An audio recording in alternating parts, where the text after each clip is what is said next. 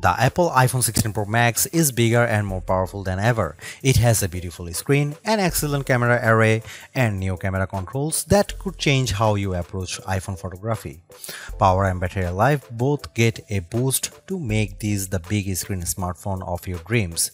Apple Intelligence offers some useful and intriguing features, but it's not yet the thing that will or should drive upgrades. Still, if you have been holding on to an iPhone 12 or 13 Pro Max, this is probably the moment for a big screen upgrade. It might seem like Apple's phone design strategy is now why mess with a good thing. In some ways, that's true. The iPhone 16 Pro Max doesn't stray far from the aesthetic first established with the iPhone 12, but also carries forward the myriad challenge made over the last few generations, like the smoothed out edges and new action button which replaced the silent switch on the Pro models last year.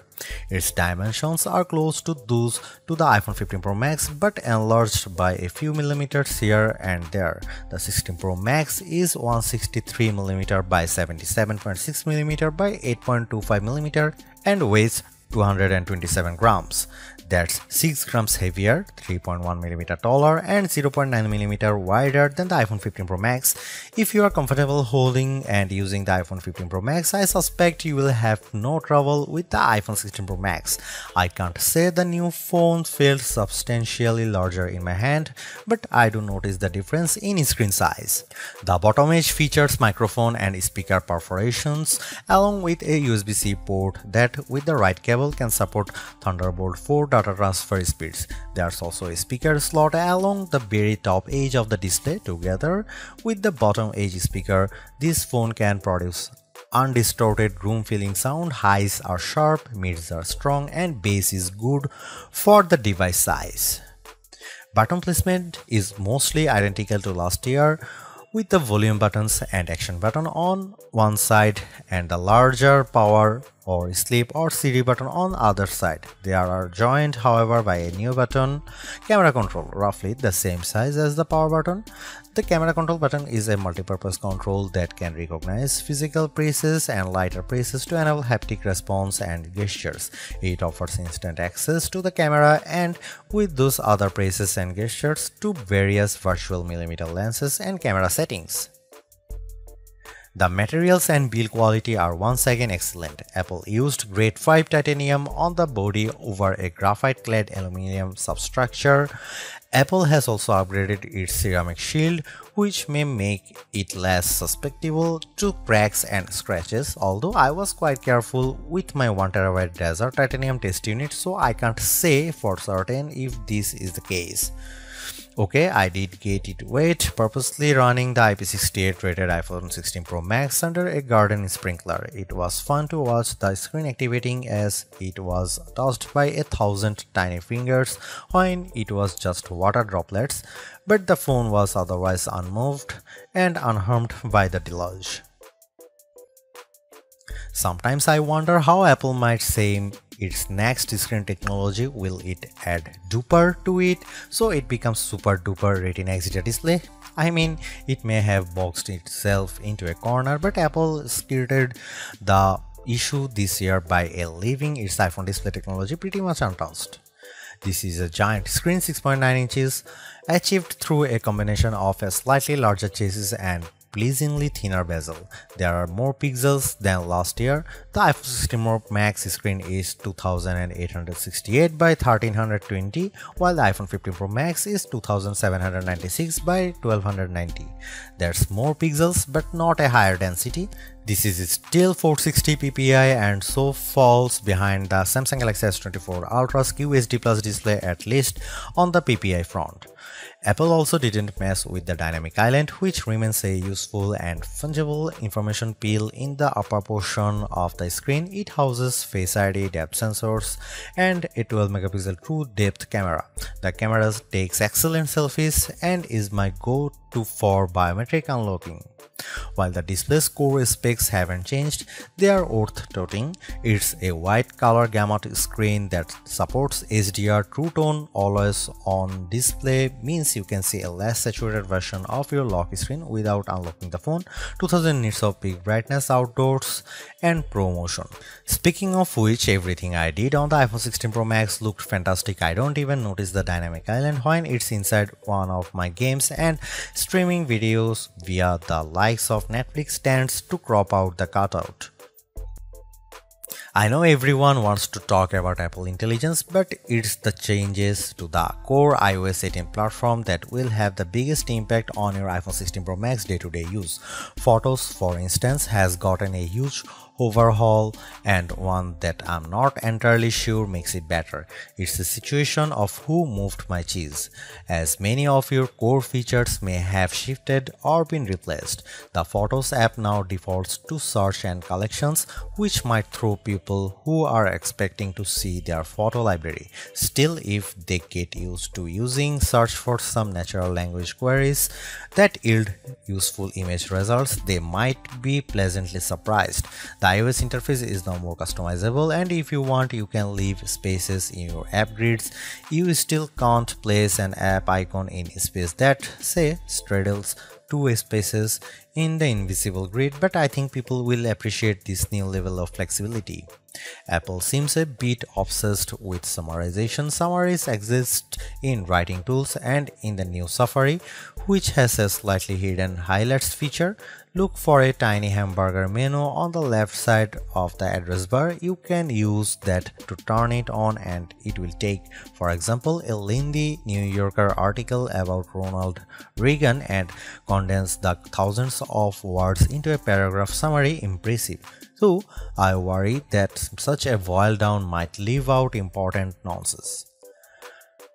There's even a new passwords app that consolidates and surfaces all the password feature Apple has previously hidden in features like keychain. Now you have an easy to access app to manage sometimes confusing password and security word. One of my favorite new iOS 18 features is Math Notes. Inside Notes, you can scribble any question, and when you put an equal sign at the end of it, Math Notes automatically solves it and writes the answer in what will look just like your own penmanship. It's a smart bit of machine learning.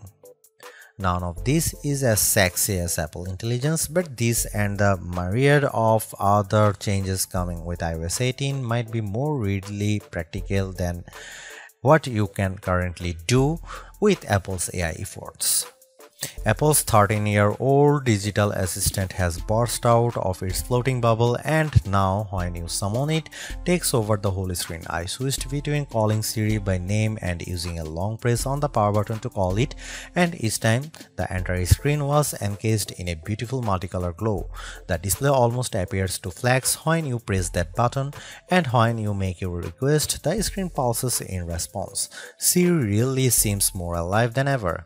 This, too, might be the most exciting part of the update. Apple Intelligence features that give Siri access to information about you on the phone to make its responses more contextually relevant are not here yet, nor are app insights that might help dig into applications to enable features and actions. Instead, we get a Siri that is somewhat better at handling the ahs and ums that sometimes happens when you are trying to craft a Siri prompt. I found that Siri can understand some confused talk, although if you are nearly incoherent, Siri will be lost too. Siri did well on some question and was effective at opening the FaceTime camera when I said I wanted to take a selfie. It also did well when I asked how I could share my Wi-Fi password, returning a concise step-by-step guide. One other nice Siri update is the text to Siri. All it takes is 3 taps on the bottom of the screen to open a Siri window in which you can type in your prompt. It's a nice, discreet way of getting the answer or help you need. Writing tools, which you can find when you type text in notes, emails, or messages, offers to make your writing better in a variety of ways. I'm a confident writer and communicator in email and messaging, so AI assistance in these tasks doesn't appeal to me. There are 2 million who feel otherwise and may find these tools useful. I noticed how while writing tools offers to make your text more professional, concise and friendly, it does a stellar job of never losing a misconstructing the meaning of your original text. Photos is where Apple Intelligence shines. The new cleanup option in Edit is effective at removing unwanted objects from phone. When I opened a photo and tapped the cleanup eraser icon, it immediately offered to remove a few people from the background of my photo. I wanted to keep them, so I choose an object I wanted to remove, drawing over it. Precision is not a necessity. I drew over parts of it and cleanup identified the complete object. When I took a picture of my wife at an outdoor restaurant, I noticed that you could still see all the cars parked behind her. I used cleanup to remove them one by one. It did a good job. In all, Apple Intelligence shows early promise, but compared Google Gemini and Galaxy AI, it seems a bit limited. Siri still doesn't have that open LLM feel where you could ask it almost any question or solve any problem. There is no AI image generation, not even the promised Gen emojis. It's still an English-only tool, and the promised third-party integration with ChatGPT and potentially Gemini have yet to materialize. It's a good effort, but this version of Apple Intelligence is not the one that will spark a billion upgrades. While Apple hasn't radically changed the iPhone's camera array, there are enough changes in hardware, software, and image processing, along with the aforementioned camera control button to make the imaging system feel fresh and new. On paper, we have just one notable megapixel upgrade, the 48 megapixel ultra-wide camera, which will not only improve wide-angle shots but has a measurable impact on macro quality. Still, even though Apple didn't squeeze a much higher pixel count into the main camera, it did upgrade the sensor and is promising much faster shutter speeds, and the autofocus is now enhanced with dual autofocus sensors. These are the kinds of incremental changes that should improve both the experience of using the quality delivered by the main camera sensor, but they are also hard to measure. More on that in a bit. The 12 megapixel 5x optical zoom is essentially unchanged from last year's iPhone 15 Pro Max. The biggest news here is found not on this phone but on its little brother, the iPhone 16 Pro, which also gets the tetra prism lens. Last year's Pro model was stuck with a just 3x optical zoom camera. Similarly unchanged is the 12 megapixel FaceTime camera on the front. Here are some camera samples of iPhone 16 Pro Max.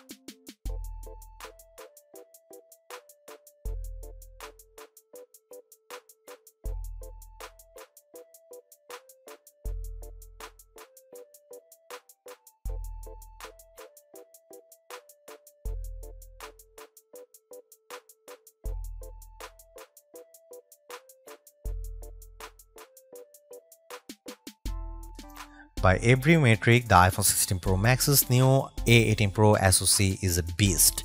It outperforms the A17 Pro and Qualcomm's Snapdragon 8 Gen 3 in most benchmarks, while Apple isn't backing the CPU with as much memory as you might find in, for instance, a Google Pixel 9 or Samsung Galaxy S24 Ultra. The iPhone 16 Pro Max and its A18 Pro chip make good use of the 8GB it has.